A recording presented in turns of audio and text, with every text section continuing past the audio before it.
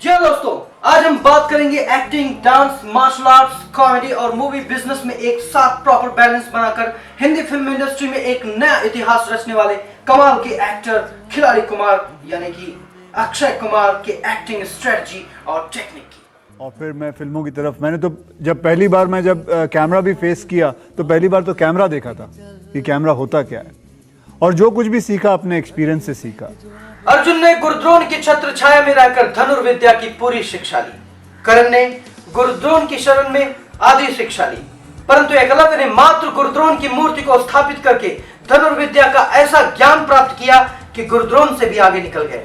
विवश होकर गुरु जी को अपनी इज्जत बचाने के लिए एकलव्य का अंगूठा गुरुदक्षिणा के रूप में मांगना पड़ा। महेश भट्ट ने कहा कि अगर एक्शन कराना हो तो अक्षय कुमार को ले लो, एक्टिंग कराना हो तो बिल्कुल मत ले लो। आसमान की तरफ देखिए, हम अकेले नहीं हैं, पूरी कायनात हमारे साथ है। और जो ख्वाब देखते हैं, कोशिश करते हैं, मेहनत करते हैं, उनके ख्वाबों को पूरा करने की साजिश कर रहा है। वो भी बिल्कुल उन्होंने सही कहा था क्योंकि वाकई में एक्टिंग के बारे में इतना पता नहीं था। तो दोस्तों, कैसे हैं आप लोग? माय नेम इज आनंद भारद्वाज और आप देख रहे हैं द परफॉर्मर। इस चैनल में आपको मिलेंगे ढेर सारे परफॉर्मिंग आर्ट्स के टिप्स जैसे कि acting, dance, martial arts etcetera. जैसे कि अक्षय ने इस इंटरव्यू में कहा कि मैंने एक्टिंग अपने एक्सपीरियंस से सीखा है, और ये सच है। इंसान के लिए कुछ भी नामुमकिन नहीं। एकलव्य की तरह अपनी आत्मा को गुरु, फिल्म इंडस्ट्री को एक्टिंग स्कूल और एंटरटेनमेंट को अपना मार्कशीट समझकर बरसों से हिंदुस्तान के दर्शकों के दिलों पर राज करने वाले इस खिलाड़ी ने नया इतिहास रचा। और आज का ये ट्यूटोरियल उन सभी एकलव्यों को समर्पित है जिन्हें तमाम कोशिशों के बावजूद एनएसडी एफटीआईआई में कंपटीशन की वजह से एडमिशन नहीं मिला, या किसी अच्छे थिएटर ग्रुप का साथ नहीं मिला, उसे ज्वाइन नहीं कर पाए, या वक्त और हालात ने कोई ऐसा मौका नहीं दिया जिसमें वो अपनी प्रतिभा को पूरी तरह से विकसित कर पाए। आज हम जानेंगे कि कुदरत सारे दरवाजे तो कभी कभी बंद कर देती है, लेकिन खिड़कियां खुली छोड़ देती है। हमारे पास एनएसटी का ऑडिटोरियम नहीं, एक्टिंग का कोई सिलेबस नहीं, एफटीआईआई के गुरु नहीं, लेकिन याद रखिए कि हमारे पास इस खुले आसमान का ऑडिटोरियम है, सपनों का सिलेबस है, और आपकी इच्छा शक्ति, आपके गुरु, आपके गाइड, आपके गॉडफादर के रूप में हमेशा आपके साथ मौजूद है। तो आइए एक्टिंग टेक्निक ऑफ एक्सपीरियंस का पहला अध्याय शुरू करते हैं। सबसे पहला कदम हम अपने सपनों की जमीन पर एक मजबूत नींव डालते हुए बढ़ाएंगे। इसके लिए हमें उस एक्टर को चुनना होगा जिसके हम डाई हार्ड फैन हैं। जाहिर सी बात है कि उस कलाकार की लगभग सारी फिल्में हम देख चुके होंगे।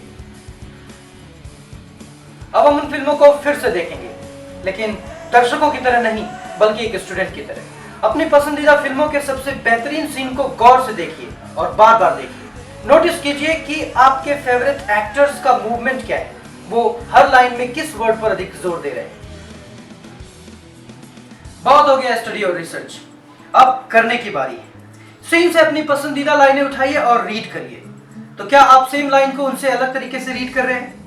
और अगर यह अलग है तो कैसे और क्यों? अब किसी फिल्म का रीमेक देखिए जैसे कि डॉन, और ऑब्जर्व करिए कि डॉन को पकड़ना मुश्किल ही नहीं बल्कि नामुमकिन है। इस सेम डायलॉग को अमित जी और शाहरुख जी ने कैसे बोला है, और इसमें क्या डिफरेंस है, और डिफरेंस होने के बावजूद दोनों लोगों की डायलॉग डिलीवरी इतनी कमाल की और यादगार क्यों है? आपने अब तक अपने फेवरेट लाइंस सेलेक्ट कर लिए होंगे, उसको किसी पेज पर लिख लीजिए, और अब बिना किसी प्रैक्टिस के इन लाइंस को रीड करना है। इसे हम कोल्ड रीडिंग कहते हैं। अक्सर ऑडिशन में हमें कोल्ड रीडिंग का टास्क दिया जाता है। राहियों को भरमाए अपनी जिद पे अड़ी है, जज्बातों के सबसे उम्मीदें जगी है, कुछ कर गुजरने की चाहत मेरे दिल में। लाइंस को रीड कीजिए, बाद में उसे अपने माइंड में प्रैक्टिस कीजिए, और उसके बाद ऑडियंस के सामने, या अगर ऑडियंस के सामने अभी आपको नर्वसनेस फील हो रहा हो तो मिरर के सामने या किसी कैमरे में अपने परफॉर्मेंस को शूट कर लीजिए।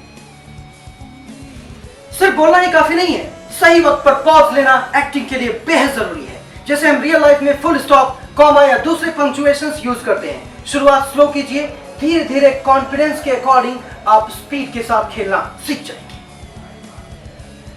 कोई वन एक्ट प्ले सेलेक्ट कीजिए और सारे कैरेक्टर्स के डायलॉग्स को स्पीच देने जैसा रीड कीजिए। अपनी फेवरेट मूवी के किसी सीन का डायलॉग या मोनोलॉग लीजिए और उसके कॉन्सेप्ट को समझकर बिना किसी प्रिपरेशन के परफॉर्म कीजिए।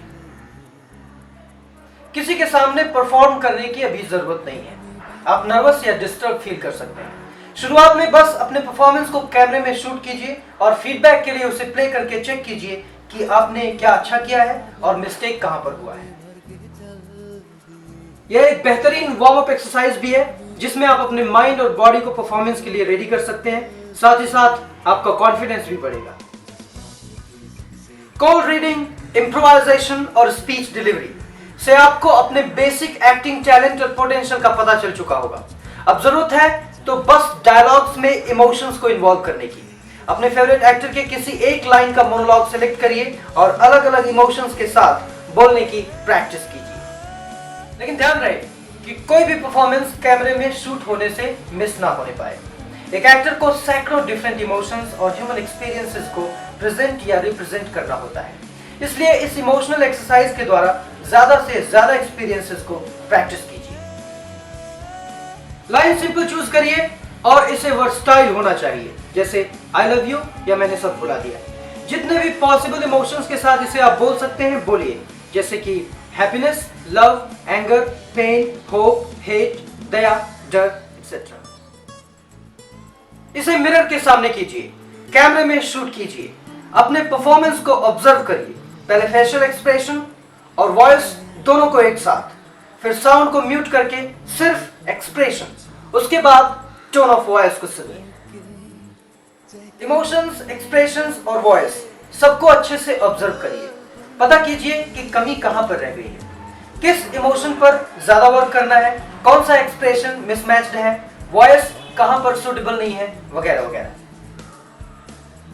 सारे इमोशंस को एक एक करके प्रैक्टिस करने के बाद खुद को चैलेंज करिए और नेचुरली एक से दूसरे इमोशंस में मूव करिए।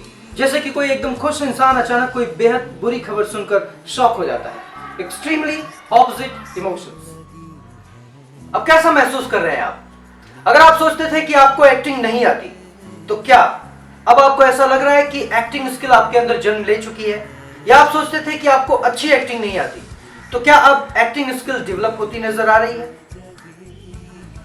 अगर आपको कॉन्फिडेंस नहीं आ रहा है, ग्रोथ दिखाई नहीं दे रहा है, तो फिर से वापस जाइए, शुरू से सारे टेक्निक को और बारीकी से दोहराइए, तब तक बार बार प्रैक्टिस कीजिए जब तक कि आपको कॉन्फिडेंस नहीं आ जाता।